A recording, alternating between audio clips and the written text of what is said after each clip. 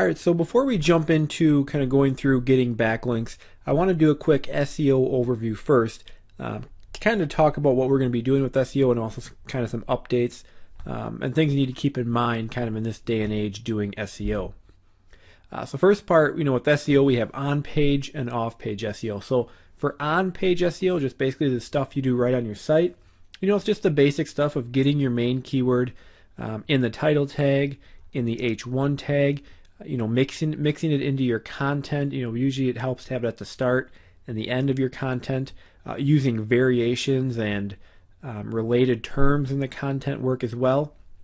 You can also use that main keyword if you have images on the page. You can use them in the image alt text.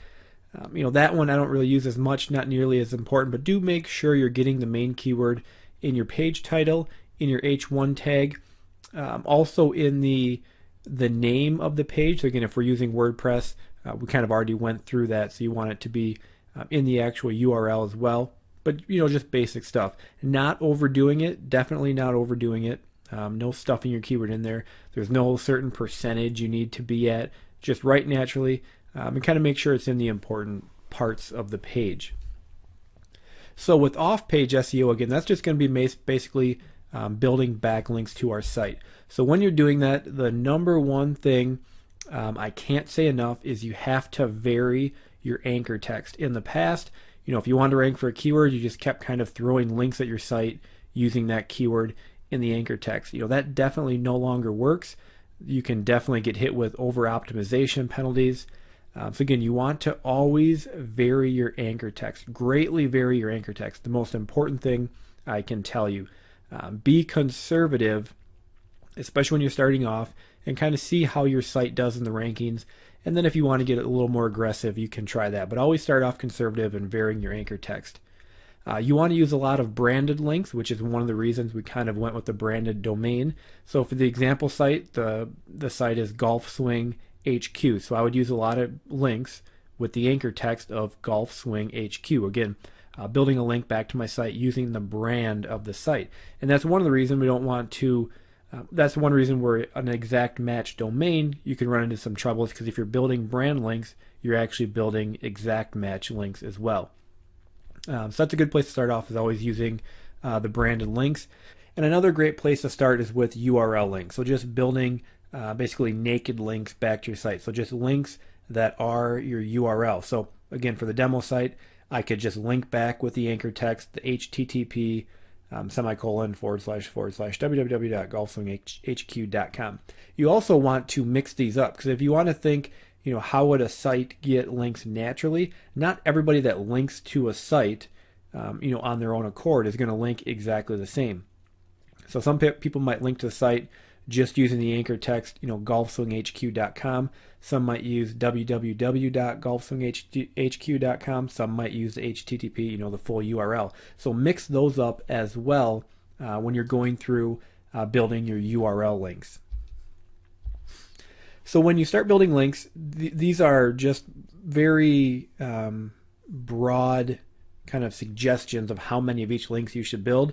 This is always going to change. This is kind of just a good conservative way to get started. So I would say around 50% of your links use the brand and URL links. And again, using a wide variety. So the different types of URLs. So if about half your links are that, you should be pretty safe with that. Then you have exact and variation anchor text. So exact, of course, would be your exact keyword. Variations would be your keyword with other words around it, mixing up the order, using synonyms, and those can be anywhere. If you want to be conservative, I would say about 10%. You can go higher. I would say 30% is probably about as high as you want to go. Again, with these, when I'm building links to a site, and again, we're going to usually target lower competition sites.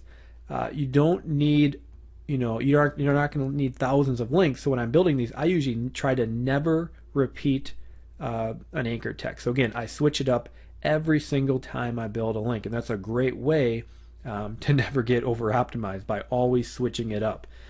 Down the road, if your rankings aren't getting, if kind of stuck in a spot, you might need to do some more exact match anchors.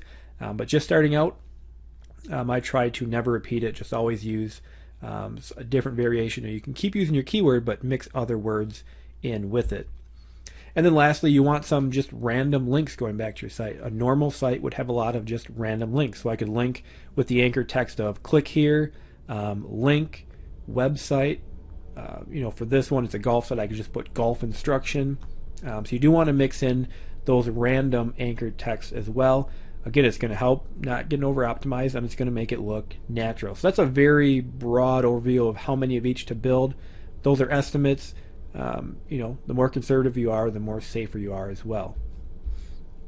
When you're building your initial links, like I said, try to never repeat the same anchor text, something I always do. I'm always switching it up. Always build links to the home page and the inner pages, so don't just blast all of your links at the home page. That's not natural. Blast them, or not blast them, but send them to your home page and your inner pages as well. So always mix that up. I always prefer links that I can control, and then I can also change those if needed. I prefer to go out and get links where it's a link type, and we'll talk about link types in the next video. It's a link that if needs be, if Google changes their algorithm again, I can go out and I can change those links. So they're not on places where I have no control over those. And because of that, I no longer use any kind of automated tools to build links. Again, I always want them built somewhere where I can go change it if necessary. With most automated tools, once you build it, it's kind of out there.